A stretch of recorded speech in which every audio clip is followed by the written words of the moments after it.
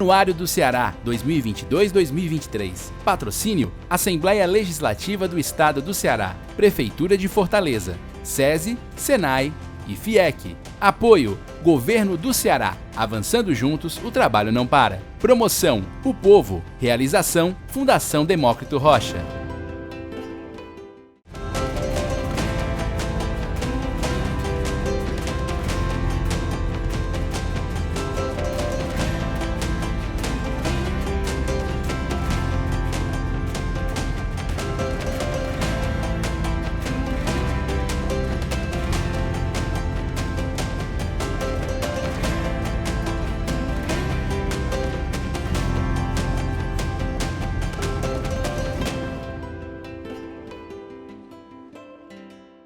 A agenda econômica de um estado como o Ceará passa de maneira muito pronunciada pelo poder público, seja nas políticas de formação de pessoal, na concessão de incentivos fiscais, seja na atração de investimentos pelos atributos naturais, como a geografia, ou mais elaborados, como o potencial para entrar na agenda mundial das energias renováveis, vide o hidrogênio verde. No programa do Anuário de hoje, nós vamos conversar sobre esta pauta múltipla com Maia Júnior, secretário de Desenvolvimento Econômico e do Trabalho do Ceará. O programa do Anuário já está no ar.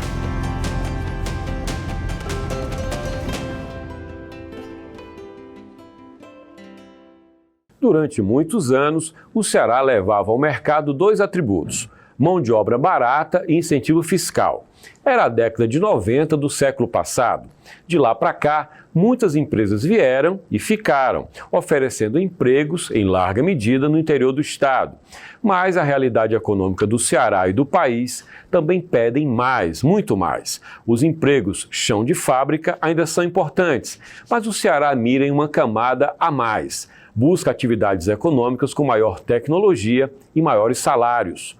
Não só na indústria, mas também no comércio, nos serviços e também na agricultura. Algo impensável há não muito tempo.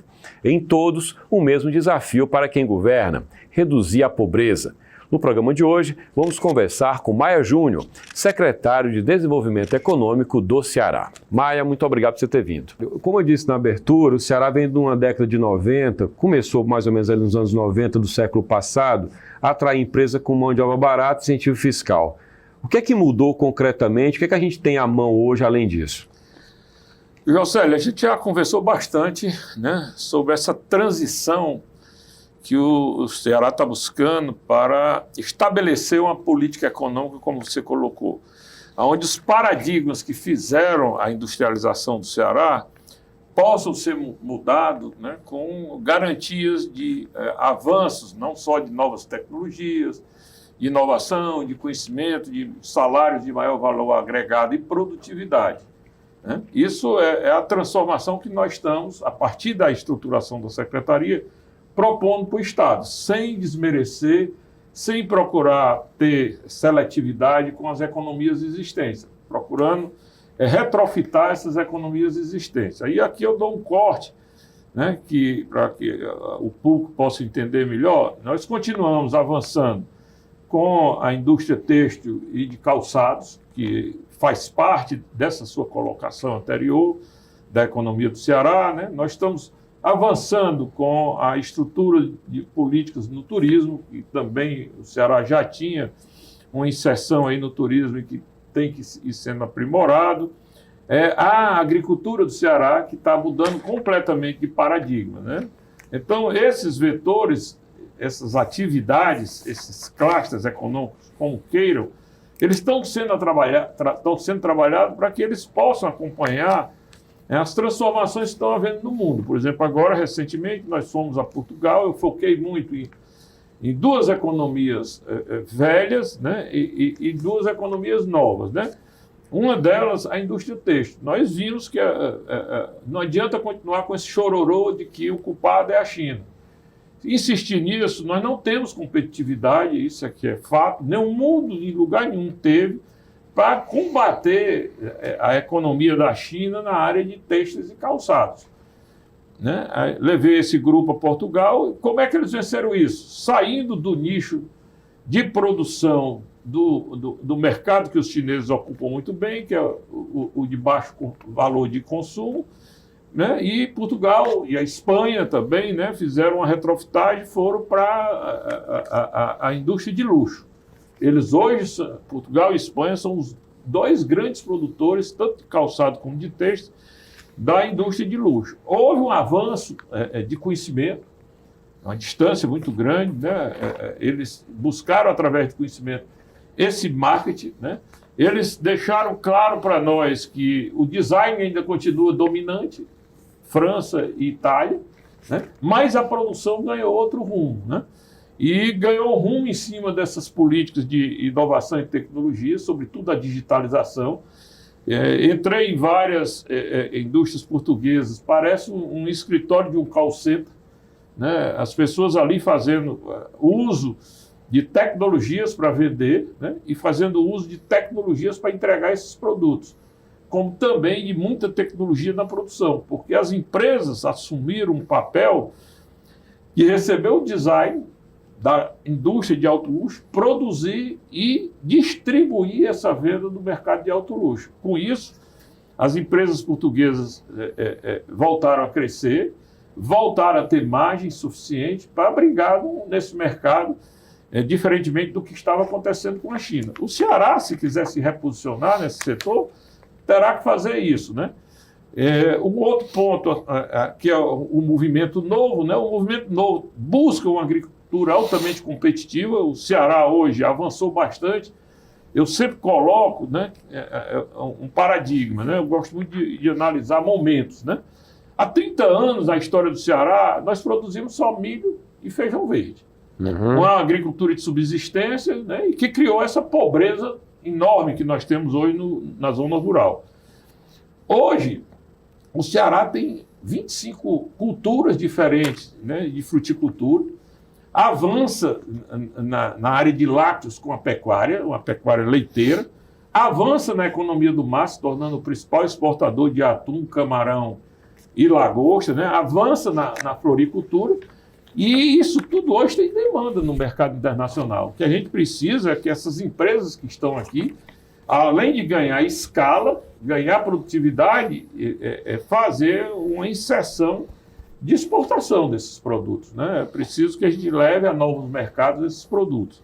Isso é uma aposta que a gente faz muito nessa agricultura de maior valor agregado. A segunda é a transição energética, né? O Ceará... Agora há pouco eu dava uma outra entrevista, eu dizia que o Ceará, no momento dos combustíveis fósseis, petróleo e gás, né, o Ceará não fez parte, nem o Nordeste fez parte dessa indústria, né? O Brasil, nessa indústria, sobressaiu pelo Rio de Janeiro, com a história do pré-sal, né, os avanços na economia do Rio de Janeiro apenas, porque mesmo São Paulo, que tentou esse caminho econômico, não teve êxito, né? Então, essa economia que dominou o mundo, né, através dos Estados Unidos, né, o óleo e gás, os americanos, sobretudo do Texas, tomaram conta do mundo, né, o Oriente Médio, a Rússia, né, produzindo commodities para exportar, através do processamento adequado, né, para suprir o mundo de energia, combustíveis, né, gás natural, né, derivados desses combustíveis, indústria petroquímica, etc. Surge agora uma transição energética demandada por um grande problema que a humanidade vem sofrendo, que são os regimes climáticos adversos, que é a descarbonização do mundo. Nisso surge essa oportunidade das energias limpas, que o Ceará é o grande protagonista há 20 anos. E aí entra um fator recente, geopolítico, que é a guerra na Ucrânia, quer dizer... Que também vai acelerar esse processo. A Europa, né, não quer depender tanto da Rússia, do gás russo. Isso. Em que medida acelera, de fato, Maia? Acelera porque a Europa cometeu um grande equívoco, né, depois da Segunda Guerra, né? E não analisou que isso poderia acontecer um dia. Eles ficarem refém de alguns países produtores de gás, sobretudo, né, para o seu aquecimento, para a sua energia, etc. Né? Principalmente, né, com o que aconteceu na Rússia, na própria Alemanha, com a indústria de energia nuclear, que dominava não só a produção na Rússia, como no Japão, lá no Oriente, né, como na França, né? E aí surge essas tecnologias, né, de dotar essa energia dependente através do gás termoelétrico, né? Através do carvão, quem era produtor de carvão termoelétricos. E o mundo se viu numa situação climática, né, difícil. E aí a COP, o Acordo de Paris, impôs ao mundo uma outra rotina. Que nós temos que rever essa posição, sobretudo do mundo ter uma sobrevivência bastante comprometida por conta dos regimes climáticos. Aí sai a descarbonização do mundo, né? E isso, ao sair essa proposta, né, isso muda a equação do desenvolvimento da mobilidade, né, que é muito vasta no mundo, é o transporte, né? Você anda de avião, você anda num trem, você anda num ônibus, né? Ou num veículo próprio, num veículo leve, isso tudo vai mudar, né? Essa equação de mobilidade vai mudar toda no mundo. A equação, e daí os problemas que a indústria automobilística velha, né? Que junto com essas empresas de petróleo dominaram a lógica de consumo do mundo de combustíveis, né? Vão sofrer bastante, não, já estão sofrendo, né? Sim. Aí surge essa transição energética com a possibilidade de se utilizar energias renováveis para produzir o novo combustível do mundo, que vem através ou da biomassa ou de hidrelétricas, também pode se produzir hidrogênio, mas no caso do Ceará nós não temos grandes volumes de biomassa, né? Temos uma experiência bem sucedida aí na Cegás, não temos grandes volumes hidrológicos, né? Mas temos um potencial enorme, né? Quase 4 vezes a capacidade instalada do Brasil hoje, o Ceará tem para produzir energia limpa. Isso foi um fator, né, que acenou para o Ceará, né, com o sonho daquela transformação econômica que a gente lutou, sobretudo nesse período do Tasso para cá, dessa disruptura que o Tasso fez na economia e no modelo de desenvolvimento do Ceará. Surge o elemento que pode realmente, dentro da sua colocação, não só criar uma riqueza, né, o hidrogênio verde, como também surge a possibilidade do Ceará enriquecer com tudo isso, né, nos próximos 20 anos, Maia, aí com toda você, certeza. quando você fala em enriquecer, nova riqueza, enfim, claro que vem o questionamento. Quem vai enriquecer? Como é que isso vai na direção do que você fala de reduzir pobreza? Olha, em primeiro lugar, enriquece o empreendedor, né? Essa nova economia vai surgir no cenário mundial grandes produtores do hidrogênio. Eles, consequentemente, vão agregar essa riqueza aos investimentos que estão fazendo, né? Em segundo, o próprio Estado, né? A partir de uma plataforma nova de arrecadação, o Estado enriquece. Agora, aí está o X da questão, né, Josélio? O Estado enriquece e vai repetir o mesmo modelo que a gente tem hoje, que eu uso muito na Secretaria, é preciso quebrar o mindset. Nós não podemos conviver num Estado, né, onde essa riqueza será apropriada pelas grandes empresas através dos incentivos, né, ou pelas corporações públicas através de benefícios e salários, né, estratosféricos que a gente sabe que, no fundo, vão brigar. Essas Os grupos de pressão ficam apostos, né? Os grupos de pressão estão todos atentos, né? Nós, dentro do Estado, estamos aí com o Célio Melo, que você conhece bastante, né? Tem trabalhado como o Estado se apropriar dessa riqueza e conseguir suprir as desigualdades e a pobreza do Ceará. Ele chama até a renda do sol, né? Como é que essa riqueza vai ser armazenada no cofre do Estado para poder ser redistribuída de uma forma correta e não de forma incorreta. Maia, uma das formas de você distribuir renda é você ter salários melhores, é você ter um emprego de mais qualidade. Como eu dizia no começo, sair do chão de fábrica apenas. Para você ter um emprego de mais qualidade, com o cearense, você tem que formar esse pessoal. Como é que formação caminha em paralelo a essa agenda? Olha, Josélio, hoje, nessa inversão, né, a gente tem que ter um pouco de paciência, porque a gente está propondo uma nova economia do Ceará, né? Onde o carro-chefe é a transição energética, essa questão da conectividade, isso é outro ponto, a logística é outro ponto, e são economias novas que nós não trabalhávamos. Nós começamos a propor isso no atual governo do Camilo e agora da professora Isolda. Tem outros pontos importantes para a economia, além dessas bases econômicas, né, que a gente está aqui colocando. Uma delas é capital humano. Agora, isso é hoje, a formação do capital humano hoje no Ceará Se tivermos paciência, ela está no caminho certo, né? Nós temos aí uma melhora substanciosa no ensino fundamental e no ensino médio. A gente já vê nas principais escolas do Brasil uma participação representativa das escolas cearenses, né? O trabalho que está sendo feito, não só com português, mas principalmente no direcionamento do fortalecimento da matemática nos cursos fundamentais e médios, isso é importantíssimo. Essas escolas que tem um ponto, José, foi muito pouco explorado, inclusive pelo próprio governo. Já coloquei isso internamente, né? Essa decisão do Camilo na saída do seu governo de tornar até 2026 todas as escolas do Ceará em tempo integral, isso é um salto maravilhoso, né? Estamos com 60%, todas as escolas em tempo integral daqui a 4 anos, é uma coisa extraordinária. Outro ponto importante é essa expansão do ensino universitário, né? 44% de expansão na rede pública do Estado, que se soma à rede pública federal, a Unifor, e que nos dota de 8 universidades, fora os centros universitários, né? O caso do Colégio 7 de Setembro, o Colégio Cristo tem centros universitários já instalados, mais de uma centena de faculdades, e esse IFCE, que eu acho que é talvez a melhor estrutura montada de ensino no Ceará nos últimos 20 anos. Porque é uma turma jovem, liderada por reitores que entendem de como é esse mercado que precisa atrair esses jovens, que precisa dessas oportunidades. São 34, e que está acontecendo uma verdadeira revolução do ponto de vista do acesso, não apenas, mas da pesquisa, uma pesquisa aplicada, voltada para o desenvolvimento do Ceará.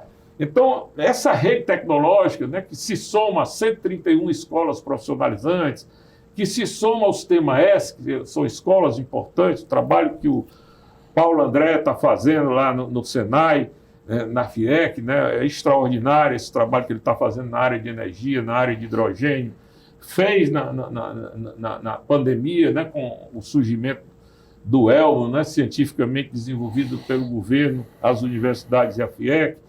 Então, esse novo paradigma, que é gente, né, porque, como você coloca, nós precisamos crescer, criar essas oportunidades, mas precisamos, em primeiro lugar, criar oportunidade para reter aqueles profissionais que estão sendo melhor qualificados na estrutura de ensino do Estado, né?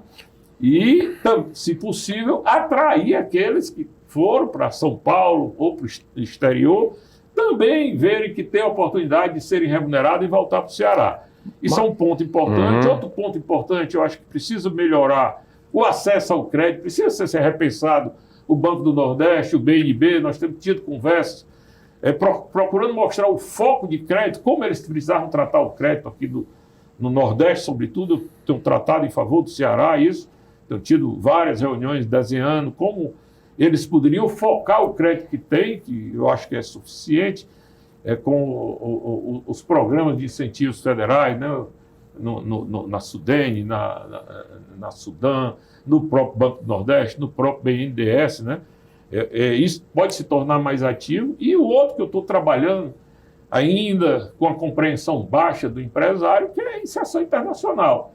Eu disse outro dia para um jornalista, amigo, eu vou fazer o meu dever de casa. O grande trabalho da secretaria que foi estruturada, que já sabe qual é o caminho estratégico, já sabe o que são suas metas, seus objetivos, é fazer promoção da nossa economia. Se eu não me mostro lá fora, se eu não crio parcerias para a nossa economia, eu vou ficar aqui encolhido na poligonal do Estado do Ceará.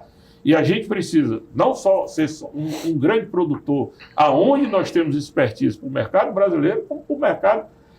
E estou procurando muito aproximar com países que a gente já tem uma sinergia, né? Por exemplo? Por exemplo, na área de energias renováveis, indubitavelmente, a Dinamarca, a própria Holanda. A Dinamarca tem uma empresa grande aqui, a Vestas, né? Tem uma empresa grande aqui, a Vestas, e nós estamos trabalhando. Semana passada teve aqui o presidente da Vestas para a América Latina para sediar mais uma fábrica da Vestas agora para offshore, né? O pessoal, os empresários agora foram ver, quando eu vim em outubro, né, de lá, eu falei do que é o gigantismo dessa indústria de offshore, que se soma ao hidrogênio, que se soma ao GNL, as empresas que vão suprir o Nordeste e o Ceará de GNL, o GLP, né? Essa vinda da Supergasbras aqui mexeu, inclusive, com um grupo local que não acredita que esses investimentos são para valer. A percepção, porque estou falando olho no olho com os presidentes, né? Essa semana mesmo, quarta-feira, nós vamos assinar talvez o maior contrato do mundo, né, na área de hidrogênio verde, com a Fortescue.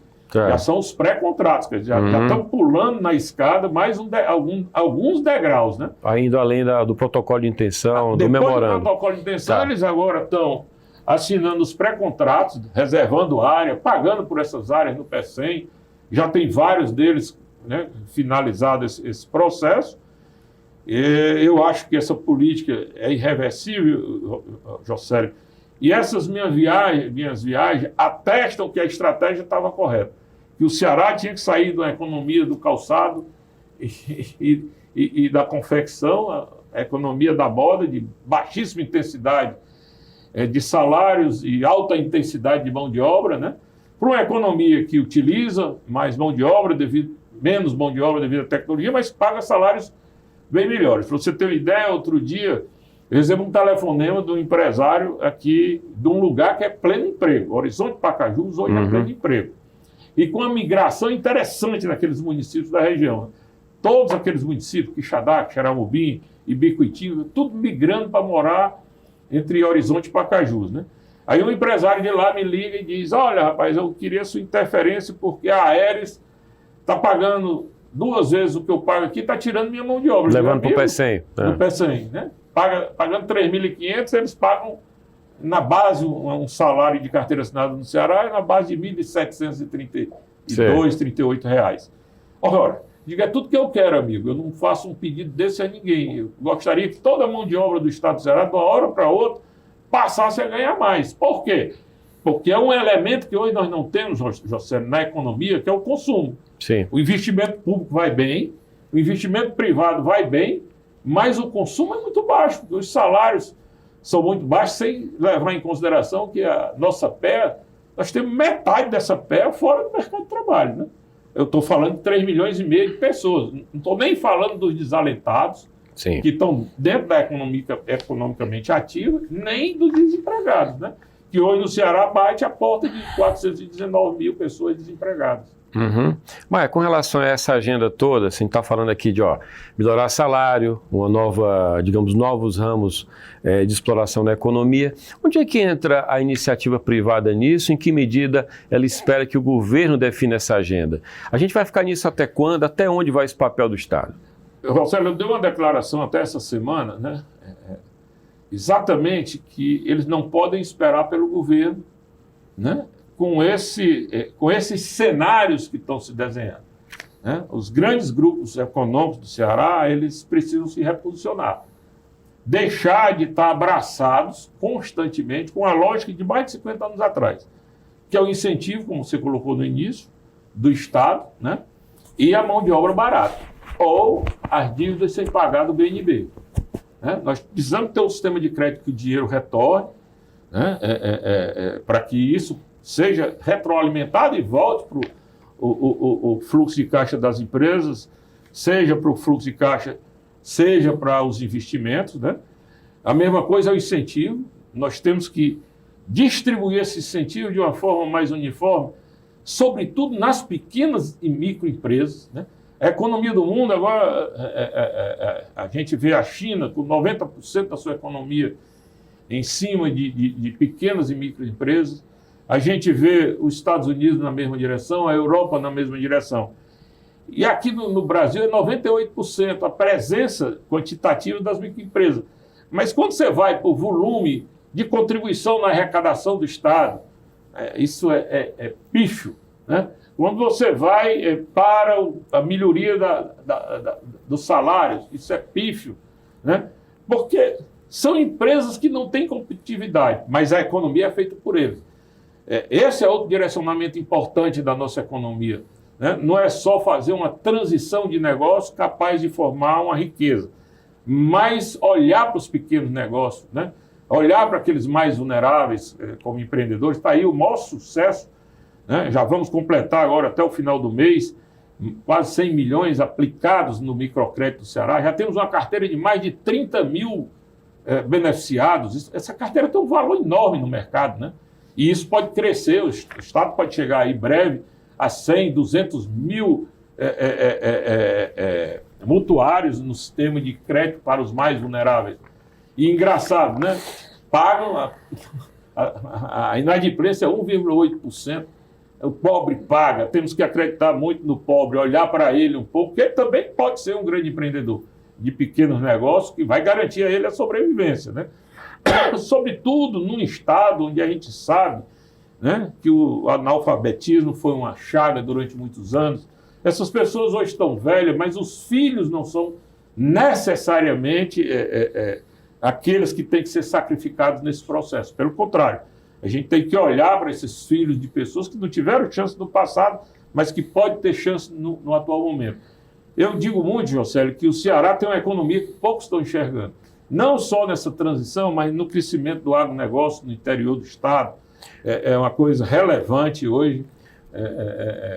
Empresários produzindo coisas que há 30 anos atrás a gente não imaginava. Sim. No serviço, né, essa economia de serviço, esse hub tecnológico, essa vinda das grandes empresas do Vale do Silício para prover o estado do Ceará, o Nordeste, né, de transferência de dados, no caso do cinturão digital e a última milha que foi construída. Está aí um exemplo de um surgimento dessa economia, a BrisaNet, que é uma empresa hoje respeitada na área de telecomunicações. Lá de Pereiro. Hein? Lá de Pereiro. A própria Mob Telecom também vai muito bem, né? Então surge outra economia nova, que não é no campo da energia, mas é essa do hub tecnológico, né?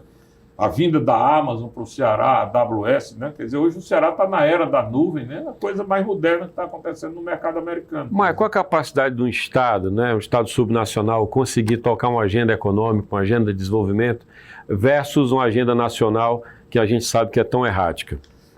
Pois é, Josélio, a preocupação nossa na Secretaria, primeiro, foi estruturar a Secretaria, posicionar de profissionais, né, que pudessem responder a esses investidores, né? Ter ouvido muito boas referências à equipe que estruturou. Procuramos trazer para o governo profissionais testados com conhecimento dessas diversas áreas que nós temos como desafio. Esse foi um ponto importante, reestruturar a Secretaria, reestruturar a estratégia da Secretaria. Trouxemos lá o Itendra Patel para fazer o planejamento estratégico da Secretaria de Boston. Trouxemos a SPI, que é lá de Portugal, uma empresa que também ajudou a gente nessa reposição. Não deixamos de olhar o trabalho bem feito pela FIEC das rotas estratégicas. Montamos um plano que é o Ceará Veloz, né, e que está aí em curso. Esse ponto tem uma importância muito grande, porque sem estrutura era difícil. Segundo, muito importante, o patrocínio do governador, né? Aqui a gente está hoje falando, eu tenho que agradecer ao Camilo, né? Demorou esse convencimento, né? Porque se propôs uma mudança radical na economia do Ceará, né? Para as energias renováveis, ver esse futuro 20 anos para frente. Governador, todos eles olham o presente, olham o voto, né? Isso não é um projeto para dar voto agora nessa eleição, muito menos nas próximas. Mas, a partir de 2040, com esses projetos implantados, com essa economia enriquecendo, vai aparecer muitos patrocinadores. Mas hoje, convencer o Camilo e a professora Isolda de patrocinar isso, né, de dar apoio à secretaria, porque depois que a gente faz essa conquista, né, às vezes as pessoas acham que essa conquista é um estalar de dedo, né? Se fosse, né? Não é tão fácil como conquistar uma moça numa festa chamando ela para dançar. Mas é muito parecido, né? A gente precisa chamar para dançar, precisa mostrar que a gente tem predicados para dançar com ela, para avançar além da dança, né? É o que a gente tem feito com essas pessoas. Mas, no fim, no fundo, eles olham para a gente e dizem: e a governadora, quando é que vai me receber?